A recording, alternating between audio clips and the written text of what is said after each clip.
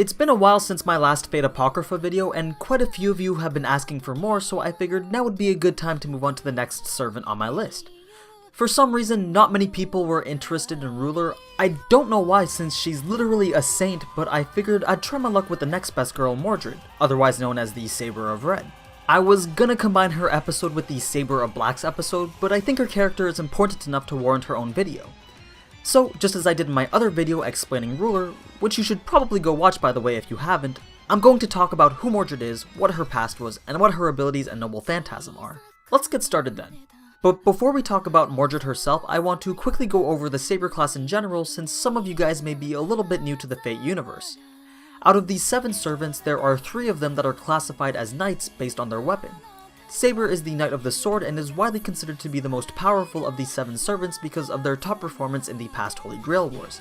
There are also very high requirements that must be met in order to be deemed a Saber class heroic spirit. Want a good example of who would be considered a good Saber class? Try Jon Snow.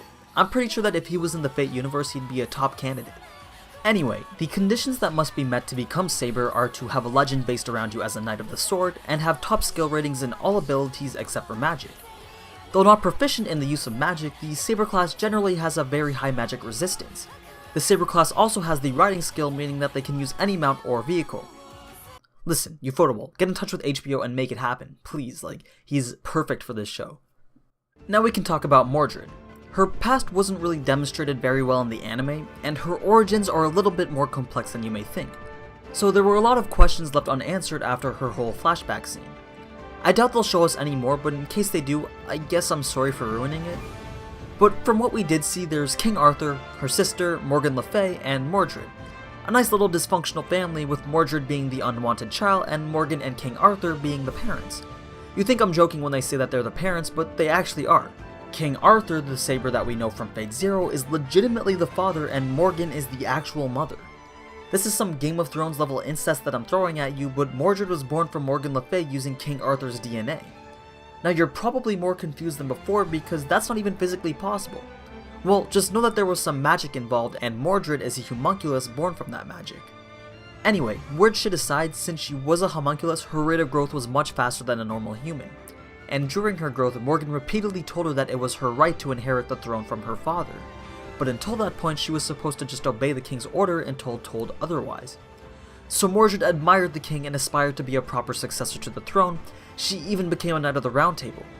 But when the time had finally come to reveal herself as the king's daughter, Mordred was disregarded by Arthur and completely rejected as the rightful heir. This ended up escalating into the war that we saw because the Round Table became split into those who would follow the king or rebel against her with Mordred. And as we saw in the final moments with Mordred and Arthur being the last ones in the battlefield, Mordred gets killed by her father, all while learning that she didn't receive the throne simply because she just wasn't fit to be the king. It's a pretty tragic backstory, but I guess most of the servants have one since they wouldn't be fighting in the Holy Grail War if they didn't have their regrets. Now for her abilities. They're pretty standard for the Saber class, a big magic attack like Excalibur and a well-known sword to perform it. But just like Saber's sword from Fate Zero was concealed to hide her identity, Mordred's helmet is a part of her noble phantasm that conceals her true name and abilities. It's called the Helm of Hidden Infidelity, the Secret of Pedigree. A fairly suiting name for this character, I suppose. And it's a magical helmet given to her by her mother, Morgan. It has the ability to hide information like name, skill, abilities, and even gender from anyone, including her own master. Her identity is only revealed when her helmet is taken off, while her armor is still on. Meaning that if she were wearing regular clothing, her identity would still be hidden from anyone else.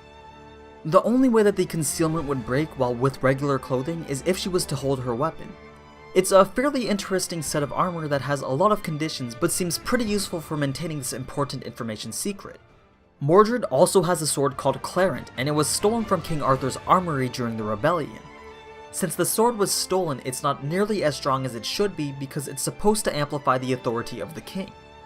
But Mordred was never declared king or even successor, so Clarin's potential as a weapon is a lot more than what we actually see. However, the sword can be used to amplify Mordred's anti-army attack, which is essentially the same concept as Arthur's Excalibur Noble Phantasm. By combining her magical energy with her sword, she can instantly release a giant magical attack as we saw in episode 1. It's called Clarin Blood Arthur, Rebellion Against My Beautiful Father. and the sword basically channels all of Mordred's hatred toward Arthur, amplifies it, and expels it as red lightning. Mordred does not need to constantly have feelings of hatred to use the attack. She can use it regardless of emotion during the Holy Grail War. The only condition for using it is that her helmet must first be released before activation. So other than superior swordsmanship and a very aggressive battle style, Mordred also possesses Mana Burst, which is basically a release of built-up magical energy in the body to perform a move of great speed or strength. It's pretty much what happens when Deku uses One For All. But that's pretty much all I've got for you on Fate Apocrypha's Saber of Red. It only took about 7 episodes, but the show is finally picking up, so hopefully we'll get to see a lot more action in the weeks to come. Anyway, if you like this series and made it to the end, then let me know who you'd like me to cover next in the comments below. As always, thanks for watching, and if you enjoyed this type of anime content, then you already know what to do. So until next time, ciao!